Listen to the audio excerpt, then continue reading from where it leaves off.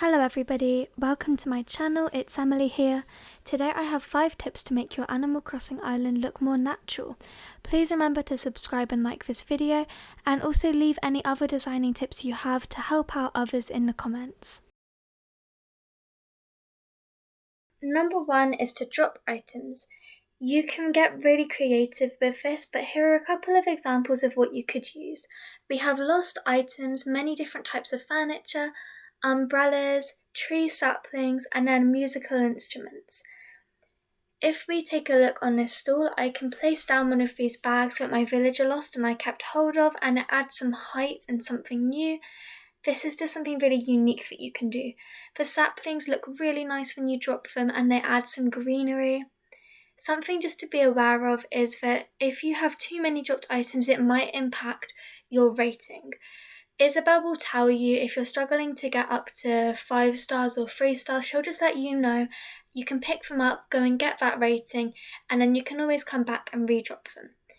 With shoes, if you drop them you get the yellow look, but something else which you can do is actually place them down. And you can get really creative with what you would like for the story to be behind this. So if we're placing them, we can kind of picture that maybe someone's had to take off their shoes because they wanted to dip into the water nearby. This also looks very nice on your beach, and it makes your island look like it's actually lived in. You can picture that people are actually spending time on your island. On a path where I still want to be able to run, dropping an item is a great idea. I'm using the musical instruments like the megaphone, because it turns out as a bag, which is so sweet, and it matches my pathing really nicely as well, which is just a coincidence. With umbrellas, what you can do is you can place them, and this gives the idea that maybe you were walking around and got so tired so you've just dropped your umbrella down, and a leaf umbrella is really natural looking in itself.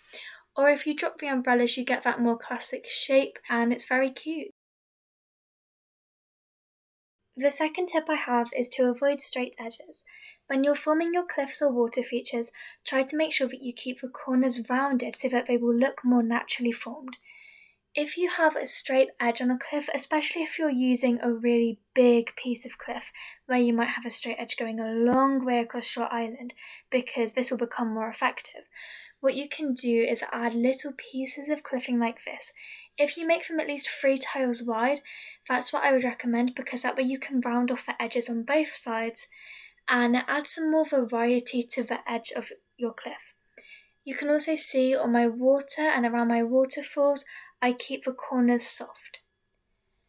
With pathing, what you can do is I will show you if I had all of the stones in one straight line. There's nothing wrong with it. It's gonna look fine, but it's definitely quite rigid. What we can do to make this look as if the stones are just lying there naturally, as if they haven't been placed, is to just bring certain parts forward like so. You could also put your stones further backwards or bring them out from each other. And the same idea works for items. You can see if I had this plant lined up perfectly with the flower, again, absolutely nothing wrong with that, but we can add a bit more interest by pulling it forward, and that way it's not in one straight line. Coming in at number 3, I wanted to talk about paths. I use the 9 tile path, and as you can see around my entrance, I would highly recommend breaking it up into different sections, which helps to add a lot more interest rather than having one straight path that goes all the way around your island, which could get quite big and bulky. Here is how the 9 tile path will look. It's downloaded from the custom designs, but what I like to do is use these 2 extra tiles which can be replaced with the middle to bring some new variety in.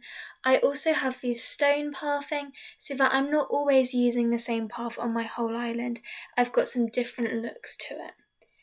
If you don't want to download custom designs, or maybe you don't want to pay for Nintendo Online, which is not an issue at all, then you're going to be stuck with the in-game paths. So what I would recommend is using colours like this. So the dark dirt as well as the dirt and also the stone are all very natural. You find wood and stone in nature, so these colours of the brown and the grey look quite natural and are easily found.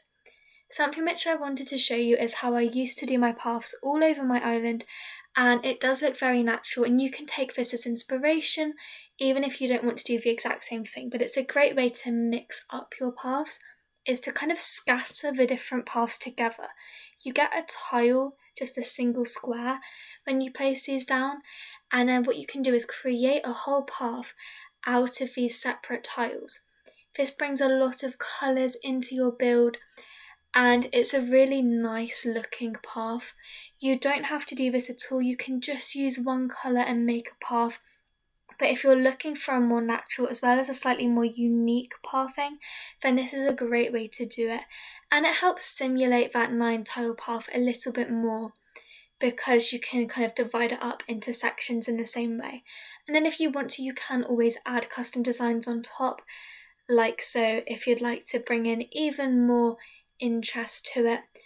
And then something else which you can add to your paths to make them look more natural is to place weeds. Weeds are great because you can run over them and you're not going to trip up like you will on flowers, where you kind of break down the flower. You can just run straight over them. So that's a really nice thing to do. So just play around and experiment with your pathings.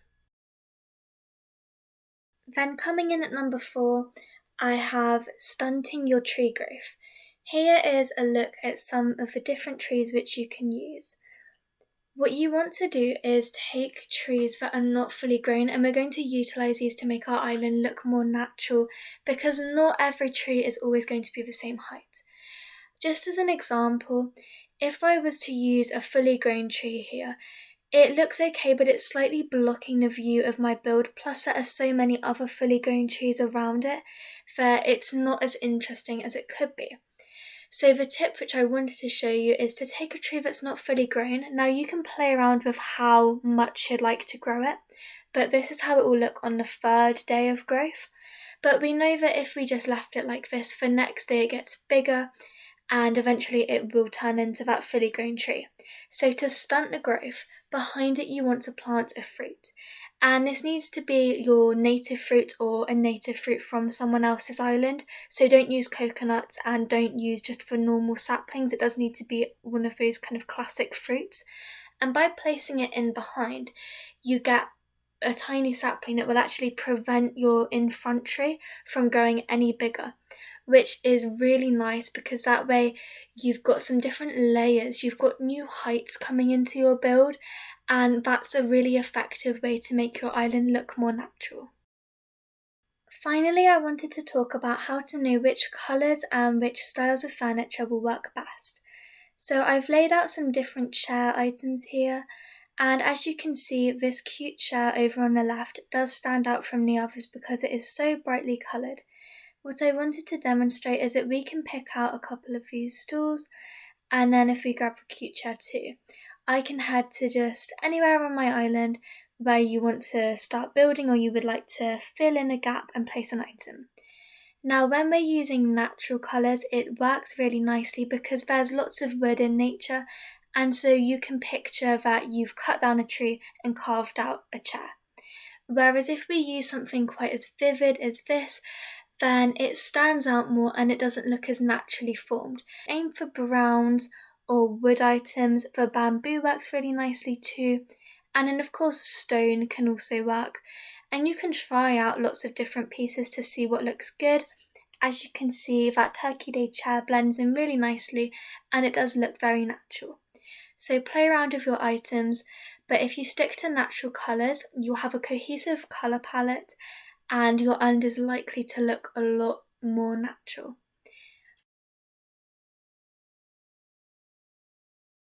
Over here what I've done is just placed out some items which demonstrate what I mean when I talk about natural colours. So it doesn't always have to be made out of wood, but these plant items such as this floating biotope planter which I've got, as well as the amphorean plant that you can see, I've actually used those a lot in my builds. For example, at Bianca's house, you can actually see I've got the monstera over on the left, I've got a biotope planter. So using these plant items are great. Lots of wooden colours here, And then also just thinking about what you could find on an island. So the lamp is not actually a very natural looking item, but it makes sense that there would be a lamp there because maybe you need it to see in the dark. Again, there's no wrong items, but just think about what works best for you. Those are all the tips which I have for you today. I really hope I've been able to help. Let me know in the comments which of these 5 was your favourite, and don't forget to subscribe so you don't miss my next video. Thank you for watching. Bye!